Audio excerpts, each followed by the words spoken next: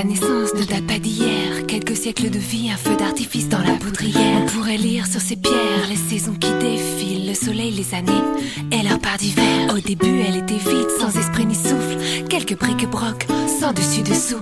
Juste le désir d'un couple, de grandir en son enceinte, de fonder une famille, de planter quelques jacinthes. Les années passèrent jusqu'à la terre de terre. C'est dans ses bras qu'ils ont rejoint le père des pères. Des soldats blessés attendant sur le pas de sa porte. Des infirmières courent et soignent, trop peu s'en sortent. Demeure de la mort et du dernier soupir.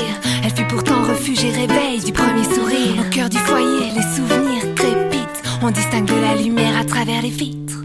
Elle, cette maison si magique où demeure aujourd'hui cette âme étonnante, elle en a connu des musiques. La demeure de cette âme toujours si fascinante.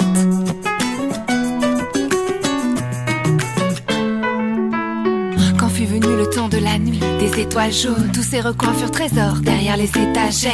Des cachettes pour ces enfants fantômes et le silence. On murmure la peur au ventre, silence inante. Dispute, naissance, bonheur, chagrin. Nature, hortensia, couleur, jardin. Vivante, elle s'imprègne des bruits, des odeurs et crée son âme. Elle devient l'histoire, chaque pièce naît avec beauté et calme. Un jour, des notes, des rythmes se sont emparés d'elle. C'est du jazz qui fait frémir toutes ces particules d'air. Elle devient le lieu phare de ce grand festival. Les plus grands y passèrent des nuits entières.